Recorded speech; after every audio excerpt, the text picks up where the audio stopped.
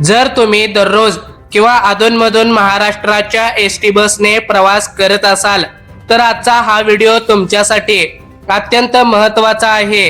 हा व्हिडिओ अजिबात स्किप न करता सुरुवातीपासून शेवटपर्यंत अगदी एकाग्रतेने पहा, कारण 1 सप्टेंबर 2026 पासून जर तुमच्या खिशात हे NCMC कार्ड नसेल, म्हणजेच नॅशनल कॉमन मोबिलिटी कार्ड नसेल, तर तुम्हाला आता एसटी प्रवासादरम्यान मिळणारी कोणतीही शासकीय सवलत आता यापुढे मिळणार नाही। आता बऱ्याच जणांचे प्रश्न होते, काय खरंच आता लालपरीमध्ये कॅश बंद होणार आहे का? जर तुमच्याकडे NCMC कार्ड नसेल तर तुम्हाला दुप्पट तिकीट द्यावं लागणार का? महिलांची 50% तिकीट सवलत आणि 65 ते 75 वर्षावरील ज्येष्ठ नागरिकांचा मोफत किंवा सवलतीचा प्रवास 1 सप्टेंबर 2026 नंतर बंद होणार का? असे अनेक प्रश्न आणि अफवा सध्या यूट्यूब, सोशल मीडिया आणि थेट एसटी डेपोवर धुमाकूळ घालत आहेत। आमच्या मागच्या व्हिडिओमध्ये आपण NCMC कार्ड म्हणजे काय आणि त्याचे प्राथमिक फायदे काय आहेत यावर सविस्तर चर्चा केली होती। तुम्ही सर्वांनी त्या व्हिडिओला भरभरून प्रेम दिलं, त्याबद्दल तुमचे मनापासून धन्यवाद। त्या व्हिडिओच्या कमेंट बॉक्समध्ये प्रश्नांचा अक्षरशः पूर आला आहे। प्रत्येक जण चिंतेत आहे आणि संभ्रमात आहे। म्हणूनच आजच्या या महाअपडेट व्हिडिओमध्ये आपण कोणत्याही अफवांवर विश्वास न ठेवता एसटी महामंडळाचे अधिकृत आदेश, नवीन 3 कडक नियम आणि प्रत्यक्ष जमिनीवरची खरी परिस्थिती या सर्वांचा सखोल अभ्यास करून संपूर्ण सत्य सोप्या भाषेत डिकोड करणार आहोत।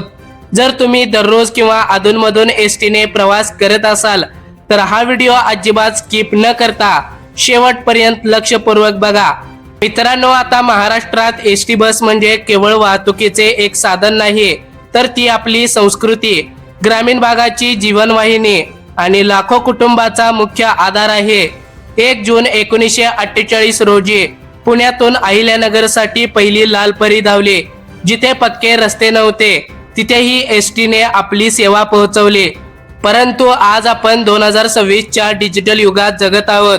आज भाजीवाल्यांकडून 5 रुपयांची कोथिंबीर घ्यायची असेल तरी आपण QR कोड स्कॅन करतो, पण एसटी मध्ये अजूनही कंडक्टर बॅग लावून उभा राहतो आणि 5-10 रुपयांच्या सुट्ट्या पैशांवरून रोज सकाळी आणि संध्याकाळी प्रवाशांशी कचाकच भांडणं होतात। या सुट्ट्या पैशांच्या कटकटीमुळे प्रवाशांचा वेळ तर जातोच, पण बनावट पास, बनावट ओळखपत्रे, तिकीट विक्रीतील गैरव्यवहारांमुळे एसटीला दरवर्षी करोडो रुपयांचा तोटा सहन करावा लागत होता।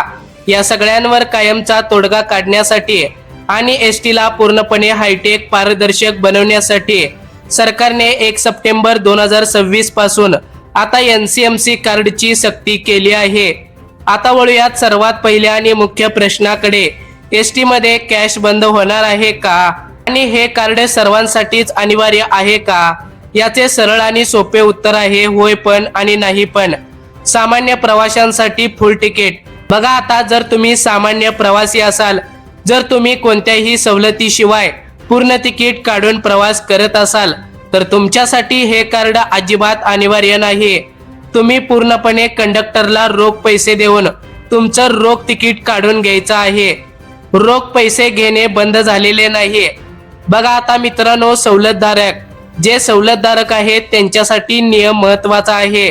तर तुम्ही शासनाच्या कोणत्याही प्रकारच्या प्रवास सवलतीचा फायदा जर घेत असाल तर मात्र तुमच्यासाठी NCMC कार्ड काढणे पूर्णपणे बंधनकारक आहे। हे कार्ड प्रामुख्याने 6 प्रवर्गातील प्रवाशांना काढावेच लागेल। नंबर 1, महिला प्रवासी। महिला सन्मान योजना अंतर्गत 50% तिकीट सवलत घेणाऱ्या महिला।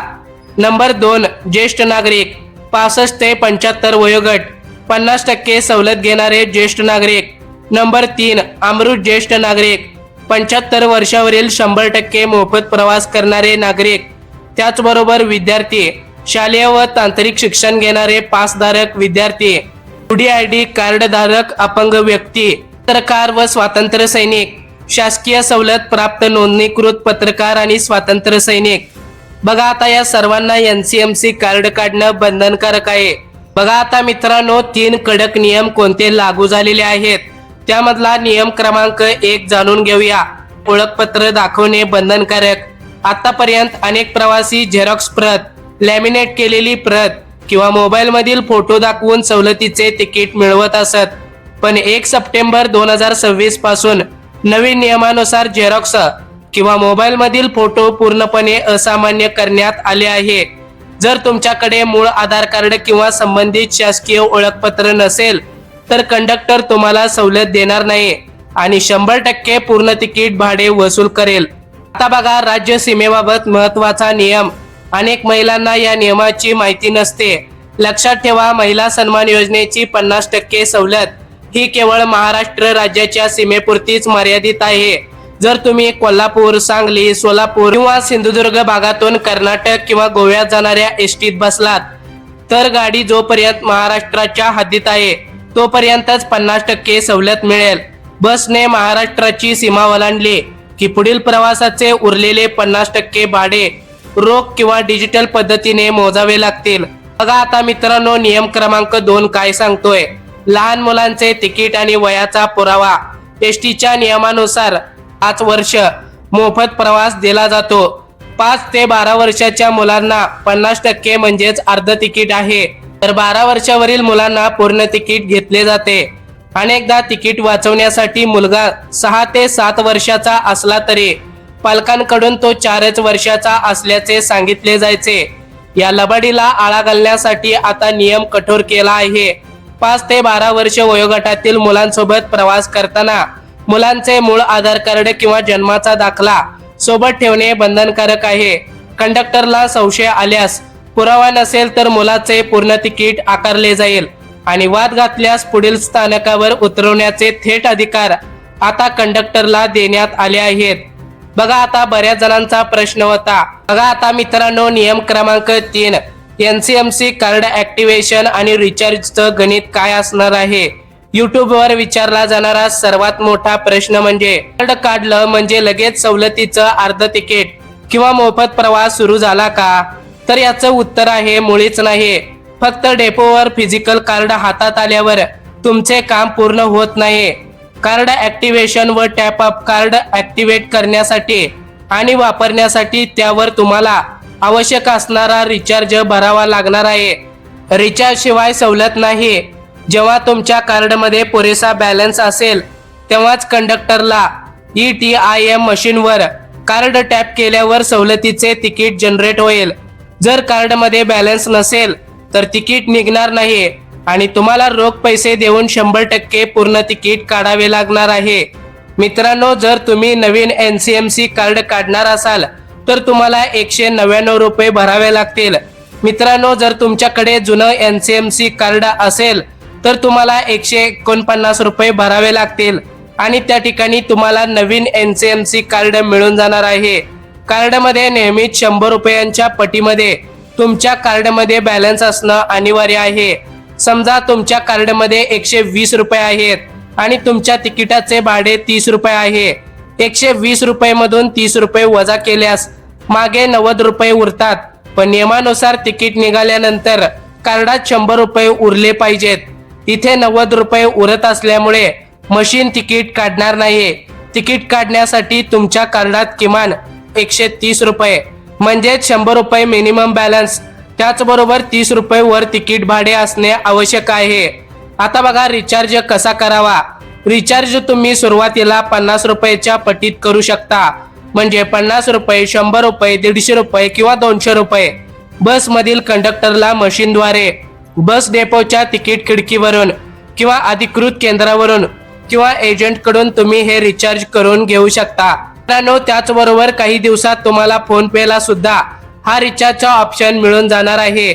बघा आता सध्या राज्यातील बीड, पुणे, नाशिक, नागपूर, कोल्हापूर, सोलापूर, सातारा आणि जळगाव यांसारख्या सर्वच बस स्थानकावर कार्ड काढण्यासाठी प्रशासनाच्या लांबच लांब रांगा लागल्या आहेत। बघा आता बायोमेट्रिकचा त्रास। 75 वर्षावरील अमृत ज्येष्ठ नागरिकांना बायोमेट्रिक पडताळणी आणि फोटोसाठी प्रत्यक्ष डेपोवर उपस्थित राहावे लागत आहे। वयोमानामुळे वृद्धांच्या अंगठ्याचे ठसे जुळत नाहीत, ज्यामुळे त्यांना तासनतास ताटकळत बसावे लागत आहे। दुसरी गोष्ट म्हणजे नेटवर्क व सर्व्हर समस्या। ग्रामीण किंवा डोंगराळ भागात कंडक्टरच्या मशीनला नेटवर्क मिळत नाही, सर्व्हर डाऊन होते किंवा कार्ड टॅपच होत नाही। यामुळे कंडक्टर आणि प्रवाशांमध्ये दररोज वादावादीचे प्रसंग आता यापुढे घडू शकतात, असा अंदाज बऱ्याच जणांनी वर्तवला आहे। त्यामुळे महामंडळाने या तांत्रिक अडचणीवर त्वरित उपाययोजना करणे अत्यंत गरजेचं आहे। आरंभीच्या काळात अडचणी असल्या तरी या प्रणालीचे काही मोठे दीर्घकालीन फायदे सुद्धा आहेत। वन नेशन वन कार्ड हे एकच कार्ड तुम्ही एसटी बस व्यतिरिक्त Mumbai metro, Pune metro, Nagpur metro, best buses आणि हायवे टोल नाक्यावर वापरू शकाल। आता बघा, सुट्ट्या पैशांवर मुक्ती। मित्रांनो, सुट्ट्या पैशांवरून कंडक्टरशी होणारे रोजचे वाद आता पूर्णपणे थांबतील आणि त्याचबरोबर पारदर्शकता, बनावट पास, तिकीट गैरव्यवहाराला पूर्णपणे आळा बसेल आणि सरकारी अनुदानाचा योग्य वापर होईल। बघा आता मित्रांनो, 1 सप्टेंबर 2026 ची अंतिम मुदत जवळ आली आहे, त्यामुळे वेळेत कार्ड काढून घेणे गरजेचे आहे। कार्ड काढण्यासाठी डेपो जाताना खालील गोष्टी आठवणीने सोबत ठेवा। बघा आता, मूळ आधार कार्ड, चालू मोबाईल नंबरशी लिंक असलेला मूळ आधार कार्ड तुमच्या सोबत असणं गरजेचं आहे। नंबर 2, सवलतीचा अधिकृत पुरावा। नंबर 3, विद्यार्थ्यांसाठी सरळ आयडी, दिव्यांगांसाठी UDID कार्ड प्रमाणपत्र, त्याचबरोबर ज्येष्ठ नागरिकांसाठी किंवा महिलांसाठी वयाचा दाखला किंवा आधार कार्ड, पत्रकार स्वातंत्र्य सैनिकांसाठी शासकीय ओळखपत्र आणि त्याचबरोबर सक्रिय मोबाईल फोन, ज्यावर OTP पडताळणीचा मेसेज येईल आणि तुमचं NCMC कार्ड त्या ठिकाणी जनरेट होणार आहे। तर मित्रांनो, 1 सप्टेंबर 2026 च्या अंतिम मुदतीची वाट न पाहता लवकरात लवकर आपल्या जवळच्या एसटी डेपो मध्ये जाऊन आपले NCMC कार्ड काढून घ्या आणि ते वेळेत रिचार्ज करून ऍक्टिव्हेट ठेवा, जेणेकरून प्रवासात तुमची कोणतीही गैरसोय होणार नाही। आता एक प्रश्न तुमच्यासाठी, तुम्हाला काय वाटतं, एसटी महामंडळाचा हा NCMC कार्डचा निर्णय डिजिटल महाराष्ट्राच्या दृष्टीने योग्य पाऊल आहे की पुरेशी पूर्वतयारी न करता सामान्य जनतेला वेठीस धरले जात आहे?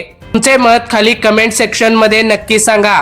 माहिती उपयुक्त वाटली असेल तर व्हिडिओला आत्ताच लाईक करा, तुमच्या सर्व व्हॉट्सअप ग्रुपवर आणि मित्रांना शेअर करा आणि आत्ताच आपल्या बोलगड्या मराठी या यूट्यूब चॅनलला सबस्क्राईब करायला विसरू नका। आणि हो, तुम्ही जर NCMC कार्ड काढला असेल आणि त्याबद्दल तुम्हाला काही शंका असतील तर आताच आपल्या कमेंटमध्ये तुमच्या सर्व अडचणी आणि प्रश्न विचारायला विसरू नका, ज्याची उत्तरं आम्ही देण्याचा प्रयत्न करू। मित्रांनो, सावध रहा, सतर्क रहा, काळजी घ्या स्वतःची आणि स्वतःच्या कुटुंबाची। भेटूया पुन्हा एकदा अशाच माहितीपूर्ण व्हिडिओ सोबत। तोपर्यंत जय हिंद, जय महाराष्ट्र।